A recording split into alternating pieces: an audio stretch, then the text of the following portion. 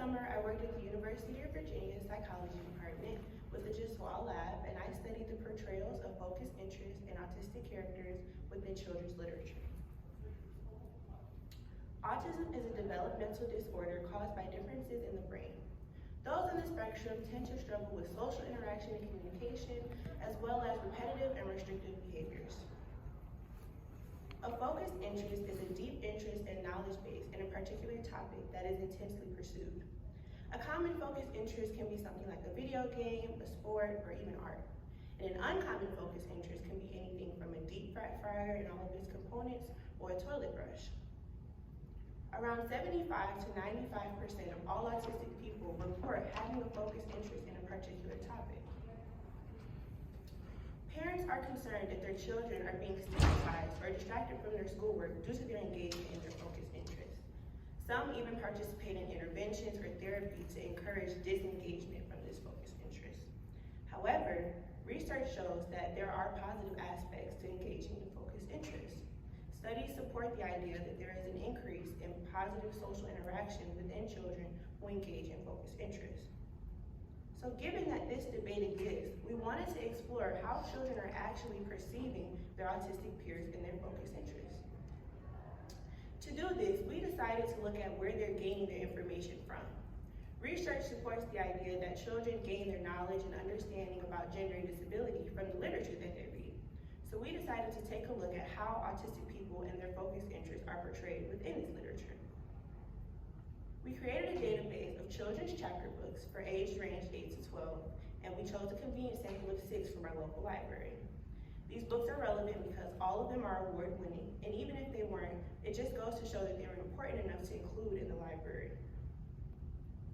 We looked at the portrayals of focused interest within these books, and we qualitatively analyzed them by focusing on whether or not the perspective was positive or negative from the external, non-autistic characters, whether or not it led to positive or negative outcomes for the autistic character themselves, and whether or not the autistic character was able to show agency in their engagement of their focused interests.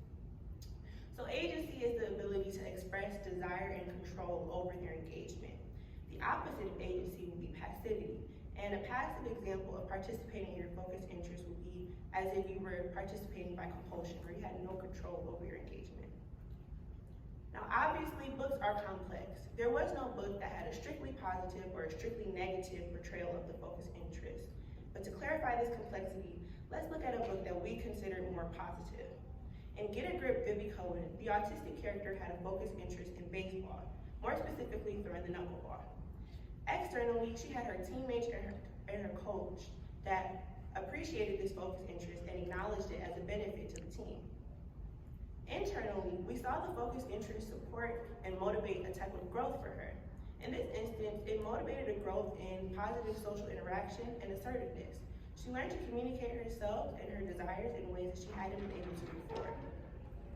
Also, she showed great agency in this engagement of the focused interest. She consistently, explicitly expressed that she wanted to play baseball, she liked playing baseball, and she knew how often she wanted to do it. For a more negative context, we're going to take a look at Al Capone Does My Shirts. In this book, the autistic character is a side character, and her name is Natalie. Her focused interest is a box of buttons. Externally, we have the mother who pathologizes his focused interest. And by pathologizing, I mean she consistently says it is wrong and abnormal, and her engagement needs to be stopped. She even often takes the focused interest away from Natalie. Internally, due to this specific portrayal, we are unable to see what Natalie is getting from this focused interest.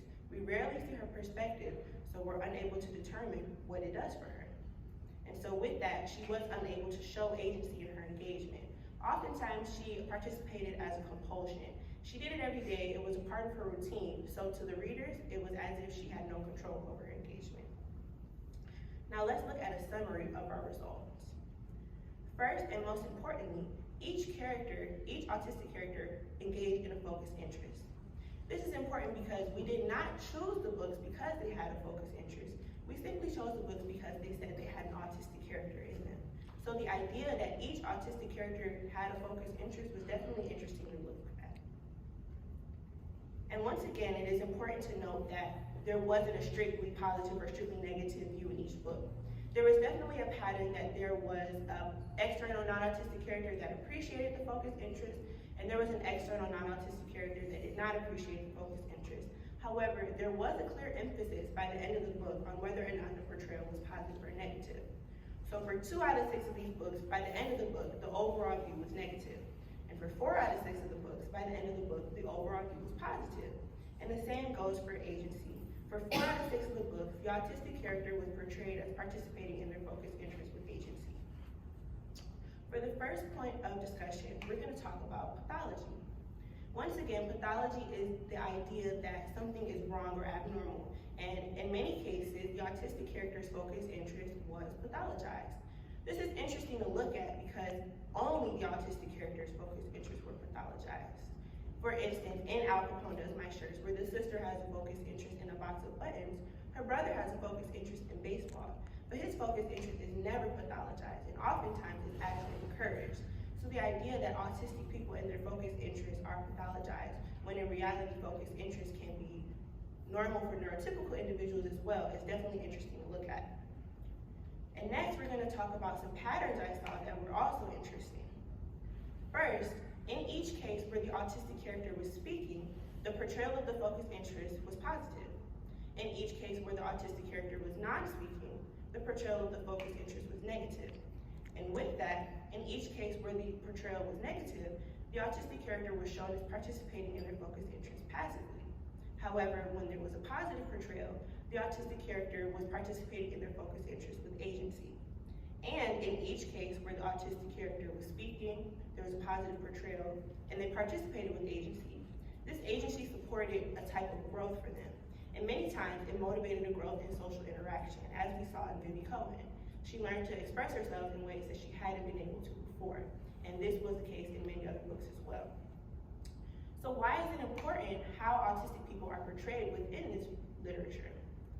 The depiction of autistic children within media is important because it supports the development of opinions surrounding this community.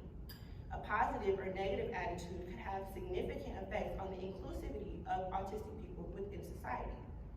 And also, we have to consider the fact that there are not only non-autistic people reading these books. There's definitely an autistic audience to this literature. So we can only imagine what a negative portrayal would do to an autistic person's self-esteem, especially if it's inaccurate. A positive portrayal could lead to affirmation and an understanding that they are not wrong in their engagement or they're not wrong as an aspect of society. However, a negative portrayal could do the opposite. So overall, the results show that the portrayals of focused interest in autistic characters within children's literature is varied, but the negative portrayals could definitely be problematic. And in the future, more personal or clinical research could take a look at how children are actually understanding these books or how they are actually stigmatizing or not stigmatizing their autistic peers and their focused interests. I would just like to thank the University of Virginia, the Leadership Alliance, and the Psychology Department, especially the Jaswal Lab with Zoe, Abba, Caden, and Vikram, as well as my home institution for giving me the resources to be here today. And here are my citations. Thank you for listening. Does anybody have any questions?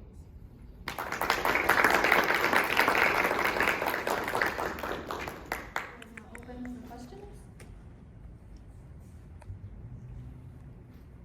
So Aniyah, this is really very interesting research. First of all, you've done an excellent job of presenting it to us. I'm curious about 2 things. One, the books that you all evaluated, what time periods were they written? Were they written within the same time periods, or are they, because I didn't pay attention to the dates. That's actually a very good question. The dates are on there. In our initial coding scheme, that was much wider than just looking at focused interest, we did qualitatively code them based on their time period as well. So if you look at Al Capone Does My Shirts, this was written from the setting of like the 1960s. All the other books were more recent, I would say from 2018 to 2021.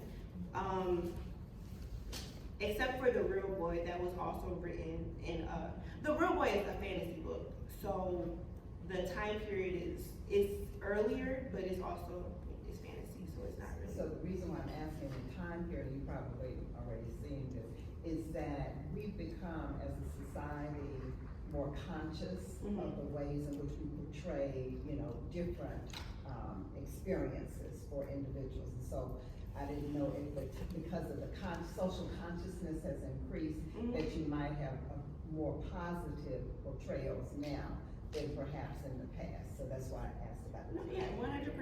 And I appreciate that, because that's definitely a pattern that we have seen. While all the books were written more recently, as we see in Al Capone Does My Shirts, that was written in a setting that is earlier in age, the portrayal was more negative, and it was different from what we would portray it as now. So 100%, when it's written in a past time period, that is the portrayal. And then the last question is, were you already interested in this area, or have you become interested because that was the research that you? Well, as a first year, I'm kind of looking at everything I can. So it was already interesting, but I really did like this research too. Do you have a question, Beckett? Oh yeah, I did.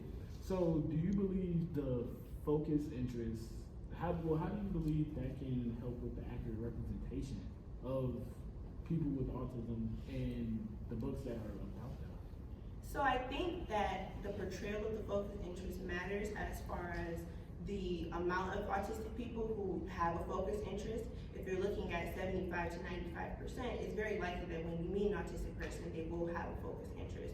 So if the portrayal is more negative and children are reading that, they're more likely to actually stigmatize their peers and tell them that their focus interest is wrong, or help separate them from society and tell them that they're wrong. However, if it's positive, then they'll have an understanding that this is something normal to engage with, so it'll lead to more inclusiveness in autistic people in the society. Yes. So what's the overall plot of each book? I don't know if it's the same. Like, do they all focus on like an autistic person with a focus interest, or is this like a general spectrum of different characteristics of autism? There is general spectrum throughout the books. There is definitely a case that from the beginning to the end of the book, the portrayal of the focus interest does change. If you're gonna look at the negative books, Al Capone Does My Shirts and Rules, the autistic characters were side characters and also minimally or non-speaking. So we weren't really able to see their perspective. And in those books, the plot didn't really surround the autistic character. So in the cases where they were speaking, they were usually the main character. And so that plot line was different. If you look at Get a Grip with V. Cohen, this is about her baseball career as a 9-year-old. And then Rain Rain, this is about her losing her dog. So it definitely changes depending on who the autistic character is to the book. Just for more clarification, how many books had the main protagonist as autistic, and which ones had side characters? So Al Capone Does My Shirts and Rules, those two books were books where the autistic character was the side character. And then Get a Grip, Vivi Cohen, Rain Rain, The Elephant in the Room. Oh, actually, The Elephant in the Room, the autistic character was also a side character. And then The Real Boy, the autistic character is the main character. Another question. How many of them were people of color? So that is a totally different research question, but it was interesting to see that the race wasn't usually mentioned unless they were a person of color. But in the Elephant in the Room, the autistic character was Mexican American. Otherwise, it wasn't really mentioned. So we were, as audience, as readers, we were expected to understand that they were white. So. Yes. Would that be something you're interested in if you were to do research next summer? The factor of race and the identification of that when it comes to books like this? Yes, and it's definitely interesting to look at. There's actually research that is already talking about the difference between even the diagnosis of Black people with autism and white people with autism, or gender, the diagnosis of women who are more likely to be diagnosed later in life or miss their diagnosis, when men are more likely to get their diagnosis on time or earlier in life. So there's many different aspects to autism that I would be interested in researching. Yes. Were these the only 6 books you read over the summer? Yes. Okay, because I was wondering, is there, or are you going to be looking for more books that have more positive portrayal of the focus interests that are uncommon? because I think it was, I forgot which one with the box. Mm-hmm. I feel like it was portrayed as negative because usually we don't see people fixated on a box. But if it was more positive, like, would you be looking for more books in that, you know, in that area? That's an interesting pattern for sure, and an interesting thing to consider. So with the books, we're unsure what the portrayal is until after we read them. So we're obviously going to go through the database and continue to qualitatively code them. So we'll have to look at that and look at the patterns that we see from that. That's all the time we have for questions. Thank you, Aniyah.